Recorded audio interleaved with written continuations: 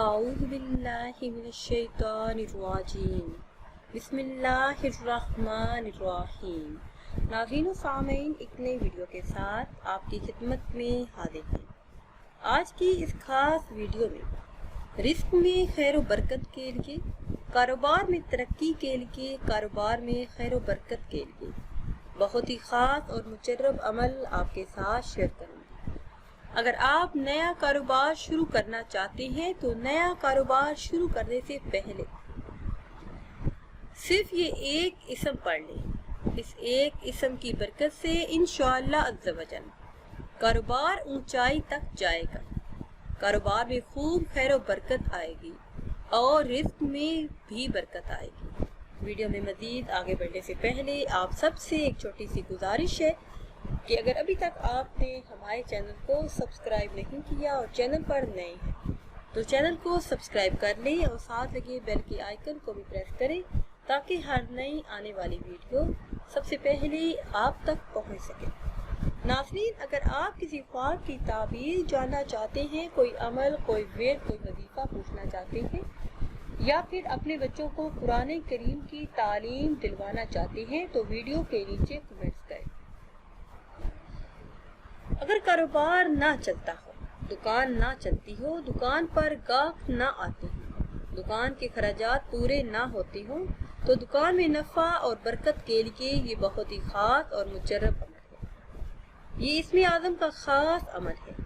جس بہن بھائی کو یہ عمل بتایا گیا اور جس کسی نے بھی اس عمل کو کیا، ان سب کا یہی کہنا ہے کہ ان کے کاروبار میں خوب برکت ہو۔ خاص اسم اعظم ہے یا مغنی۔ آپ نے روزانہ 1000 مرتبہ اپنی دکان میں بیٹھ کر یہ اسم مبارک پڑھنا ہے اور اس کے ساتھ ساتھ سورہ مزمل کی تلاوت روزانہ 11 مرتبہ کر لیا کریں۔ اول آخر کسی بھی تعداد میں درود پاک پڑھ لیں۔ یہ عمل کم از کم 40 دن تک جاری رکھیں۔ انشاءاللہ عز و جل کاروبار میں خوب خیر و برکت ہوگی۔ اس کے علاوہ اگر کاروبار میں مسلسل نقصان ہو رہا ہو تو کوئی بھی درود پاک روزانہ 313 مرتبہ پڑھنے کا معمول بنا لیں۔ درود ابراہیمی پڑھ لیں یا پھر جو بھی درود پاک آپ کو یاد ہو وہ 313 مرتبہ پڑھ لیں اور 500 مرتبہ یہ آیت مبارکہ بسم اللہ الرحمن الرحیم سلام قولا من رب الرحیم، یہ آیت مبارکہ آپ نے 500 مرتبہ تلاوت کرنی ہے۔ انشاءاللہ عز و جل کاروبار میں خوب ترقی ہوگی، کاروبار خوب ترقی کرے گا۔ یہ عمل بنا ناکا کرنے کا معمول بنا لیں۔ انشاءاللہ عز و جل جو بھی بندش ہوگی وہ جلد ہی دور ہو جائے گی۔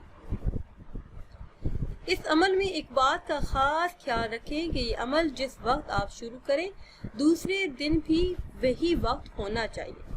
یعنی اگر یہ عمل آپ نے فجر کی نماز کے بعد، ظہر کی نماز کے بعد، عصر کی نماز کے بعد جس وقت بھی شروع کیا ہے دوسرے دن بھی آپ نے یہ عمل اسی وقت شروع کرنا ہے۔ انشاءاللہ عز و جل رزق میں خوب خیر و برکت آئے گی۔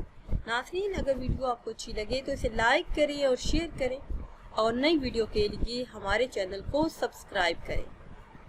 مجھے دیجیے اجازت، اللہ حافظ۔